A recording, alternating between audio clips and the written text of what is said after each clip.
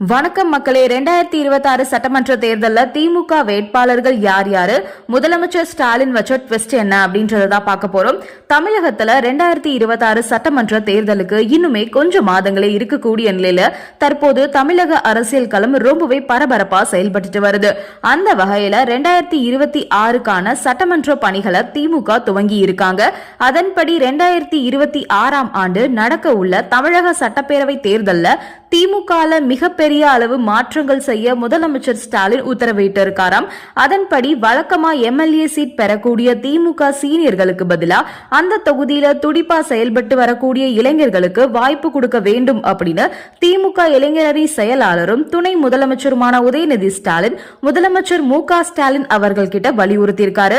மேலும் பாத்தீங்கன்னா இளைஞர்களை தன் பக்கம் இழுக்கும் வகையில விஜய் அரசியல் கட்சி தொடங்கியதும் சீமானுடைய நாம் தமிழர் கட்சியிலும் யங்ஸ்டர்ஸ் அதிகமா இருக்கிறதால இதெல்லாம் கவனிச்சு இப்போ உதயநிதி ஸ்டாலின் அவர்கள் 2026 சட்டமன்ற தேர்தலில் டிஎம்கே ஆட்சியை தக்க வச்சுக்கணும் அப்படின்னா கட்சியில துடிப்பா செயல்படக்கூடிய யங்ஸ்டர்ஸ்க்கு வாய்ப்பு கொடுக்கணும் அப்படின்றத உணர்ந்து உதயநிதி அவர்கள் களத்துல இறங்கியிருக்காராம். முக்கியமா இது தொடர்பா முதலமைச்சர் ஸ்டாலின் அவர்கள் கிட்டையும் உதயநிதி பேசிருக்கிறதா தகவல் வெளியாயிருக்கு.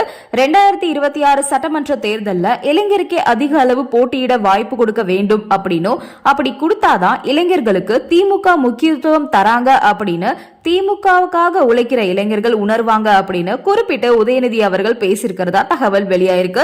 இந்த நிலையில இளைஞரணியை உருவாக்கிய முதல்வர் ஸ்டாலின் அவர்கள் இளைஞர்களோட முக்கியத்துவத்தை உணர்ந்து கட்சியை அடுத்த கட்டத்துக்கு எடுத்து செல்லவும் 2026 திரும்பவும் ஆட்சியை தக்க வச்சுக் கொள்ளவும் சில கடினமான முக்கிய முடிவுகளை விரைவா முதலமைச்சர் ஸ்டாலின் எடுக்க போறதா தகவல் வந்து கொண்டே இருக்கு. ஸ்டாலின் அவர்களோட இந்த முடிவால திமுகவுடைய சீனியர்கள் கலக்கத்துல இருக்காங்க அப்படின்னு கூறப்படுது.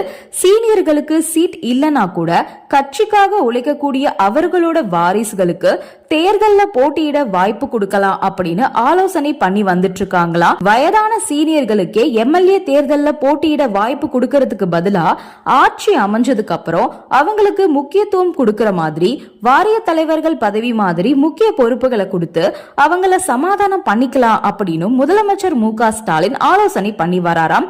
முக்கியமான அமைச்சர் துரைமுருகன் மாதிரியான சூப்பர் சீனியர்களுக்கே திமுக இந்த முறை சீட் இல்ல அப்படின்னு கூறப்படுது.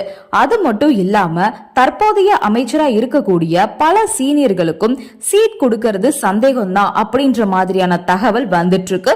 மொத்தத்துல இந்த முறை 2026 சட்டமன்ற தேர்தலில் திமுக சார்பில் 75% அதிகமான இளைஞர்களுக்கு தான் வாய்ப்பு அதிகமா இருக்கு அப்படின்னு கூறப்படுது.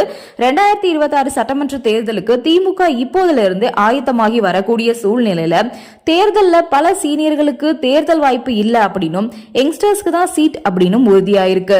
இந்த வீடியோ உங்களுக்கு பிடிச்சிருக்கு அப்படின்னா மறக்காம லைக் பண்ணுங்க, ஷேர் பண்ணுங்க, சப்ஸ்கிரைப் பண்ணிடுங்க. நன்றி, வணக்கம்.